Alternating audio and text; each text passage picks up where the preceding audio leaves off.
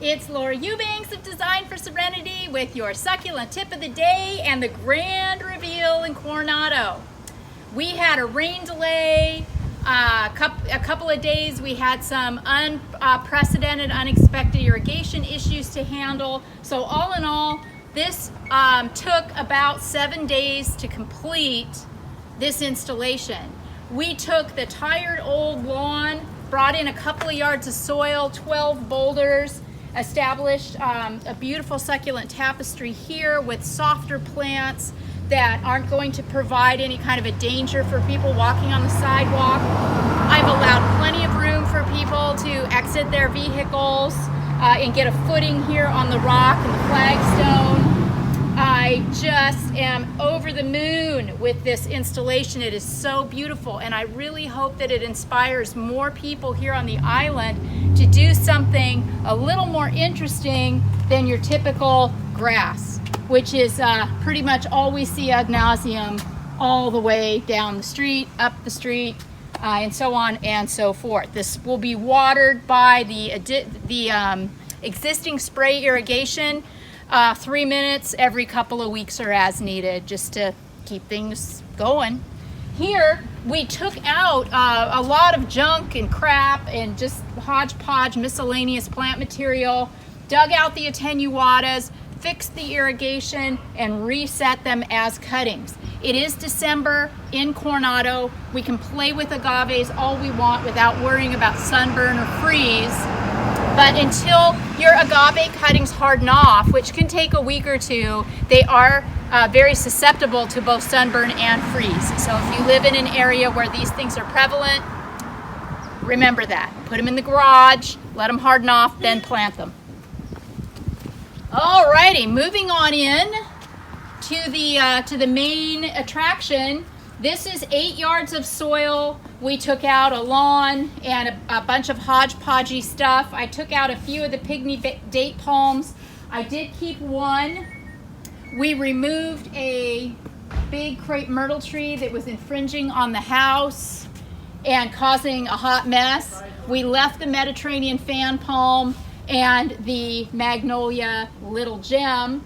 I did what I do, you know, I mounded, I identified areas where we could walk through the garden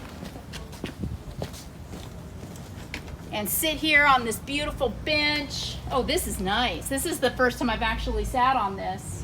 What a great perspective of the yard. This is a beautiful historic street in Coronado, and the homes are lovely. The neighbors are friendly. It's always 72 and sunny here. Goodness gracious, it just doesn't get much better. What else can I tell you about this installation? We kept it a little on the tropical side because of the filtered sun, so I did install a couple of presentations of bromeliad. Greg also did little risers that'll throw off micro spray, because remember, bromeliads like to be watered in their cups.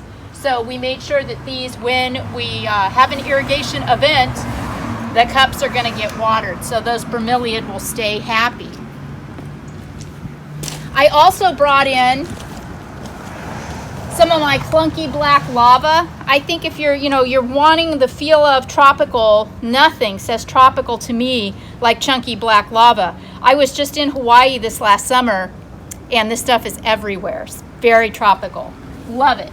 Love it. I also love how it pops against the Southwest brown and how it pulls in all of the metal work and the iron work on the Spanish style home. We've got our Diamondia plugs, and remember, we irrigated underneath them so that they'll get wet, and in time this Diamondia will fill in and just make a soft green carpet through the walk path.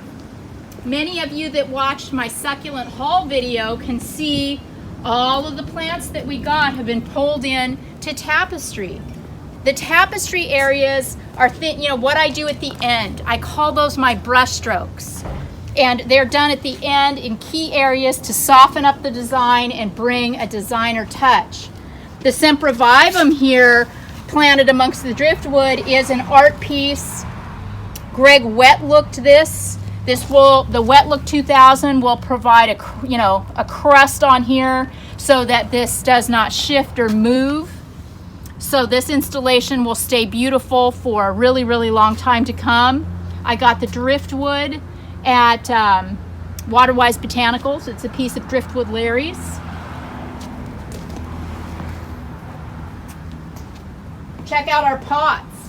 I wanted to do pots that would not cause the client any fuss or muss. So I've got a spineless Opuntia, a Euphorbia, a little blue aloe, some beautiful fence post cactus, and a little Euphorbia zipper plant down here.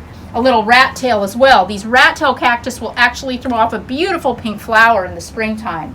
So yes, the client is thrilled, I'm thrilled, everybody's thrilled. I hope you're thrilled.